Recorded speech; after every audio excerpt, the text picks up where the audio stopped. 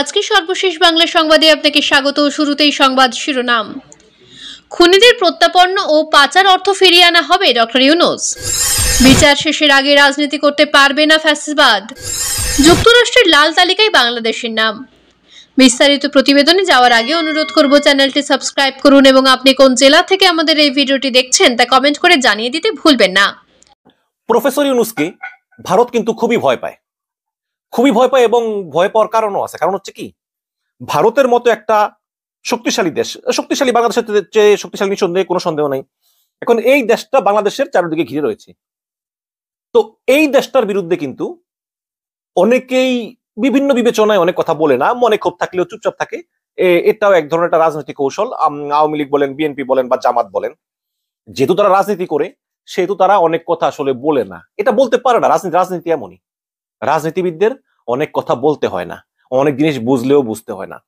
এবং এটা শুধু ওই আওয়ামী লীগ বিএনপি জামাত না, পৃথিবীর সব দেশের রাজনীতিবিদরা এরকম, ওনাদের দোষ দিয়ে শুধু লাভ নাই। তো যেহেতু প্রফেসর ইউনূস রাজনীতিবিদ না, প্রফেসর ইউনূস এমন সম্মানিত যে প্রফেসর ইউনূসকে যে পরিমাণ মানুষ চিনে পৃথিবীতে, নরেন্দ্র মোদীকে এত মানুষ চিনে না। সুতরাং প্রফেসর ইউনূস আসলে ধার ধারেন না।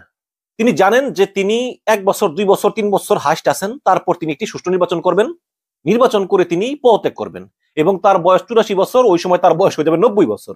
সুতরাং তার পক্ষে আর কোনোদিন রাজনীতি করাও হবে না বা এইসব লাইনে আসাও হবে না। কিন্তু তিনি ভারতের এই যে দাদাগিরি, এই 14-15 বছর ধরে একটা অবৈধ সরকারকে টিকিয়ে রাখা, এটার জন্য তিনি ভারতকে আর ছাড় দিতে রাজি নন। কারণ ইউনূসের হারাবার কিছু নাই। এই কারণে ভারত ইউনূসকে খুবই ভয় পায়। আপনি একটা জিনিস দেখেন, প্রণয় বার্মা কিন্তু ইদানিং ওই বিভিন্ন উপদেষ্টাদের সঙ্গে মিটিং করা শুরু করেছেন ভারতের স্বার্থ সংশ্লিষ্ট বিষয়ের জন্য। ঠিক আছে, তিনি করতেই পারেন, তিনি যেহেতু এই দেশের হাই কমিশনার। কিছু ছবি দেখেছিলাম আমি ফেসবুকে, আওয়ামী লীগের মন্ত্রীদের সঙ্গে মিটিং করার সময় প্রণয় কুমার ভার্মা পায়ের উপর পা তুলে বসতেন, আর ইউনূস সাহেবের উপদেষ্টাদের সঙ্গে মিটিং করার সময় তখন এভাবে চুপচাপ বসেন। তো এতেই বোঝা যায় যে এদের অ্যাটিটিউডে কত পরিবর্তন। এরা এখন বাংলাদেশকে ভয় পায় এবং সবচেয়ে বড় কথা হচ্ছে যে এরা কিন্তু হাসিনাকে জায়গা দিয়েও কিন্তু ওরা শান্তিতে নাই। ওরা অলরেডি, আমার কাছে তথ্য আছে, হাসিনাকে বলেছে যে আপনি আপনার মুখটাকে বন্ধ রাখতে হবে। এবং বাংলাদেশ সরকারের পক্ষ থেকে কিন্তু বলা হয়েছে যে সে অপরাধী, হাসিনা অপরাধী, হাসিনা গণহত্যার সঙ্গে জড়িত এবং এই হাসিনা নিজের জীবন বাঁচাতে সে ভারতে পালিয়ে গিয়েছে। কাজেই তোমরা তাকে চুপচাপ রাখো। কিন্তু সে অনবরত মোবাইল টেলিফোনে বিভিন্ন লোকজনকে উস্কানি দেয়। ওই যে বরগুনার এক নেতা, সেই নেতা হাসিনারে বলে, আপা ঘাবড়ায়েন না। এখন এই বরগুনার এক গ্রামের নেতার কাছ থেকে হাসিনাকে শুনতে হয় যে আপা ঘাবড়ায়েন না। মানে এর চেয়ে লজ্জাজনক আর কি হতে পারে? তারপরে ওই মহিলা কিন্তু, যে গোসেটি বেগম আছে না, সিরাজউদ্দৌলার খালা, ওই গোসেটি বেগমের মতো কুটচাল করে যাচ্ছে। তো এই ব্যাপারে মুখ খুলেছেন প্রফেসর ইউনূস। আমি কালবেলা থেকে পড়ে শোনাই। পিটিআই কে ডক্টর ইউনূস, নৃশংসতার ন্যায় বিচারে শেখ হাসিনাকে দেশে ফেরানো প্রয়োজন। তিনি বলেছেন যে গত সরকারের আমলে ঘটে যাওয়া নৃশংসতার ন্যায় বিচারে শেখ হাসিনাকে দেশে ফেরানো প্রয়োজন বলে মন্তব্য করেছেন অন্তর্বর্তী সরকারের প্রধান উপদেষ্টা ডক্টর মোহাম্মদ ইউনূস। বৃহস্পতিবার ভারতীয় রাষ্ট্রীয় সংবাদ মাধ্যম press trust of India PTI প্রকাশিত এক সাক্ষাৎকারে তিনি মন্তব্য করেন। ক্ষমতা গ্রহণের পর প্রথমবারের মতো তিনি কোনো বিদেশি এবং ভারতীয় গণমাধ্যমকে সাক্ষাৎকার দিলেন। ছাত্র জনতার অভ্যুত্থানের পর পদত্যাগ করে দেশ ছেড়ে পালিয়েছেন এবং ভারতে অবস্থান করছেন সাবেক প্রধানমন্ত্রী শেখ হাসিনা ও তার বোন শেখ রেহানা। তার পদত্যাগের পর বাংলাদেশের অন্তর্বর্তীকালীন সরকারের প্রধান উপদেষ্টা হিসাবে দায়িত্ব নিয়েছেন নোবেল বিজয়ী অর্থনীতিবিদ ডক্টর মোহাম্মদ ইউনূস। সংবাদ মাধ্যম পিটিআই কে দেওয়া এক সাক্ষাৎকারে তিনি বলেন যে সাবেক প্রধানমন্ত্রী শেখ হাসিনাকে ভারত যদি রেখে দিতে চায়, খেয়াল করবেন, তাহলে তাকে চুপ থাকতে হবে যতক্ষণ না পর্যন্ত বাংলাদেশ তাকে তার বিচার করার জন্য ফেরত চায়। চিন্তা করেন কত কঠিন কথা। শেখ হাসিনাকে ভারত যদি রেখে দিতে চায়, তাহলে হাসিনাকে চুপ থাকতে হবে যতক্ষণ না বাংলাদেশ সরকার তাকে ফেরত চায় বিচারের মুখোমুখি করার জন্য। গত 13ই আগস্ট শেখ হাসিনার দেওয়া রাজনৈতিক বিবৃতির পরিপ্রেক্ষিতে এই মন্তব্য করেছেন অন্তর্বর্তীকালীন সরকারের প্রধান। 13ই আগস্ট বিবৃতি দিয়েছিলেন শেখ হাসিনা, যে 15ই আগস্ট লোকজন যাতে জড়ো হয়, একটা অশান্তি সৃষ্টি হয়। এবং ইউনূস শেখ হাসিনার এই মন্তব্যকে অবন্ধু সুলভ উল্লেখ করেন। ইউনূস বলেন যে হাসিনা ভারতে অবস্থানের কারণে কেউ স্বাচ্ছন্দ্য বোধ করতেছে না, কেননা আমরা তাকে ফেরাতে চাই, আমরা তার বিচার করতে চাই। হাসিনা সেখানে থেকে যেসব কথা বলছেন তা সমস্যা সৃষ্টি করতেছে। তিনি যদি চুপ থাকতেন তাহলে আমরা ভুলে যেতাম। দেখেন, তিনি যদি চুপ থাকতেন তাহলে আমরা ভুলে যেতাম। তিনি নিজের জগতে থাকলে জনগণও বিষয়টি ভুলে যেত, কিন্তু তিনি ভারতে অবস্থান করে টেলিফোনে বিভিন্ন নির্দেশনা দিচ্ছেন, বিষয়টি কেউ ভালোভাবে নিচ্ছে না। ইউনূস বলেন যে আমরা বেশ দৃঢ়ভাবে বলতেছি যে হাসিনার চুপ থাকা উচিত, এটা আমাদের প্রতি অবন্ধুসুলভ আচরণ ভারতের। তিনি ভারতে আশ্রয় নিয়েছেন এবং সেখান থেকে তিনি সরকার বিরোধী, রাষ্ট্রবিরোধী প্রচারণা চালাচ্ছেন। এমন নয় যে তিনি স্বাভাবিক পথেই তিনি রিটায়ার করেছেন বা অবসর নিয়েছেন, এরকম না। তিনি একটি জনগণ অভ্যুত্থান এবং জনরোষের কারণে তিনি দেশ ছেড়ে পালিয়ে সেখানে গিয়েছেন। এবং আপনারা জানেন যে গত 13ই আগস্ট শেখ হাসিনা ন্যায় বিচার দাবি করে তিনি বলেন যে সাম্প্রতিক সন্ত্রাসী কর্মকাণ্ড, হত্যা, ভাঙচুরের সঙ্গে জড়িতদের অবশ্যই তদন্ত, চিহ্নিত এবং শাস্তি দিতে হবে। মানে হাসিনা বলতেছেন ভারত থেকে যে হাসিনা ভারত থেকে ন্যায় বিচার চায়। তিনি বলেছেন যে সন্ত্রাসী কর্মকাণ্ড, হত্যা, ভাঙচুর মানে তিনি পালিয়ে যাওয়ার পরে আর কি, এগুলোর শাস্তি দিতে হবে। তাহলে এই হাসিনার যে তার পালিয়ে যাওয়ার পরে যেসব ঘটনা ঘটেছে এগুলোর বিচার দাবি করেন। তিনি যখন ক্ষমতায় ছিলেন তখন এই গত প্রায় 2 সপ্তাহ ধরে যেসব হত্যাকাণ্ডগুলো ঘটেছে তার বিচার করবে কি? এই হচ্ছে কি হাসিনার অবস্থা। তো এই বিষয় সামনে রেখে ইউনূস বলেন যে এটা আমাদের বা ভারতের কারো জন্যই ভালো না, এটা নিয়ে আমাদের অস্বস্তি রয়েছে। মানে এটা কিন্তু ভারতের প্রতি একদম স্পষ্ট একটা বিরক্তিকর বার্তা যে ভারত তোমরা যা করতেছো আমরা এতে মোটেও সন্তুষ্ট নই। ইউনূস বলেন যে অন্তর্বর্তীকালীন সরকার শেখ হাসিনার আমলে হওয়া নৃশংসতার ন্যায় বিচার নিশ্চিত করতে প্রতিশ্রুতিবদ্ধ এবং এর জন্য শেখ হাসিনাকে দেশে ফিরিয়ে বিচার করা প্রয়োজন। ইউনূস আরো বলেন তাকে ফিরিয়ে না আনা হলে বাংলাদেশের মানুষ শান্তিতে থাকতে পারবে না, কারণ হাসিনা যেই ধরনের নৃশংসতা করেছেন তার জন্য তাকে সবার সামনে বিচার করতে হবে।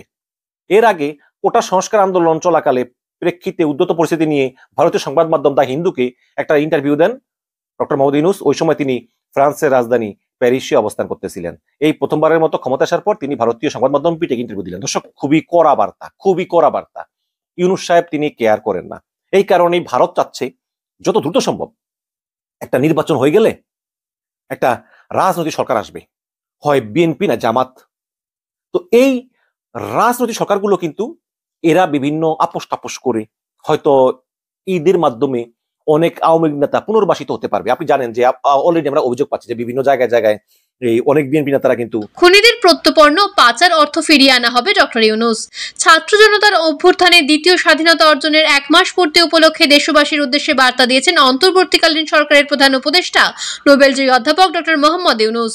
বার্তায় তিনি জুলাই এবং আগস্ট মাসে মানবতা বিরোধী অপরাধের অভিযোগে অভিযুক্তদের বিচারে একটি আন্তর্জাতিক ট্রাইব্যুনাল গঠনের কথা বলেছেন। পাশাপাশি খুনিদের প্রত্যর্পণ এবং পাচার হওয়া অর্থ ফিরিয়ে আনার প্রত্যয় ব্যক্ত করেছেন তিনি।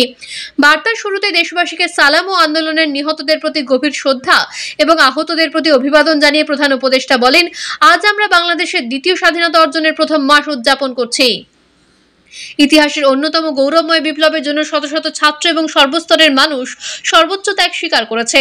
তারা ফ্যাসিবাদী শেখ হাসিনার 15 বছরের স্বৈরা শাসনের অবসান ঘটিয়েছে, যার নেতৃত্বে নৃশংস একটি গণহত্যা সংগঠিত হয়েছে।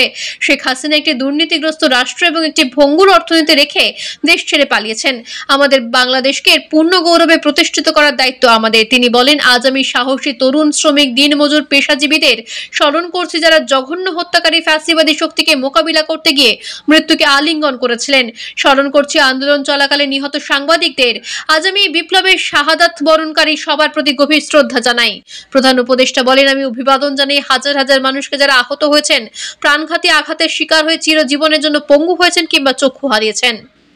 প্রিয় ভালোবাসার দর্শক, শেখ হাসিনা কেমন শাসক ছিলেন? আপনার মূল্যবান মতামত কমেন্ট করে জানিয়ে দিন। এদিকে আরেকটি আলোচিত নিউজ হচ্ছে, বিচার শেষের আগে রাজনীতি করতে পারবে না ফ্যাসিবাদ। ছাত্র জনতা হত্যার সম্পূর্ণ বিচার নিশ্চিত না হওয়া পর্যন্ত পরাজিত ফ্যাসিবাদী শক্তিকে পুনর্বাসিত করার কোনো সুযোগ দেবে না অন্তর্বর্তী সরকার। বৃহস্পতিবার প্রধান উপদেষ্টা ডক্টর মোহাম্মদ ইউনূসের নেতৃত্বে উপদেষ্টা পরিষদের বৈঠকে এই সিদ্ধান্ত নেওয়া হয়েছে বলে জানিয়েছেন শ্রম, কর্মসংস্থান এবং যুব ও ক্রীড়া উপদেষ্টা আসিফ মাহমুদ সাজিব ভুঁইয়া।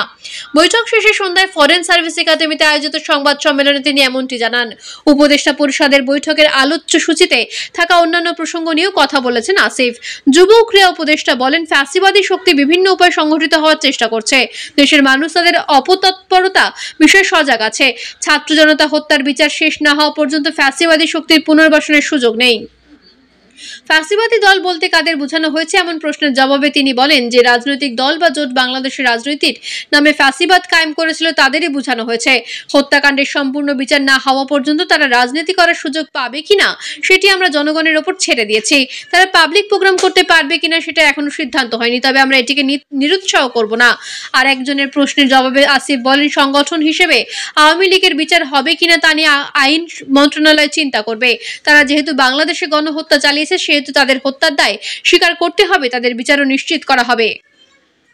অন্যদিকে আরেকটি গুরুত্বপূর্ণ নিউজ হচ্ছে যুক্তরাষ্ট্রের লাল তালিকায় বাংলাদেশের নাম। মার্কিন নাগরিকদের জন্য ঝুঁকিপূর্ণ দেশের তালিকায় যুক্ত হয়েছে বাংলাদেশের নাম। এই তালিকায় এখন রয়েছে 21টি দেশ। তালিকাভুক্ত দেশগুলিতে ভ্রমণে মার্কিন নাগরিকদের জন্য চতুর্থ পর্যায়ের ভ্রমণ সতর্কতা জারির কথা জানানো হয়েছে। আমেরিকার পররাষ্ট্র দপ্তরের এক্স হ্যান্ডেলে প্রকাশ করা এক তালিকায় তথ্য পাওয়া যায়। এটি আমেরিকার সর্বোচ্চ পর্যায়ের ভ্রমণ সতর্কতা। বাংলাদেশ ছাড়া তালিকায় থাকা দেশগুলো হচ্ছে Afghanistan, Belarus, Burkina Faso, Myanmar, Central African Republic, Haiti, Iran, Iraq, Lebanon, Libya, Mali, উত্তর কোরিয়া, রাশিয়া, সোমালিয়া, দক্ষিণ সুদান, সিরিয়া, ইউক্রেন, ভেনেজুয়েলা এবং ইয়েমেন।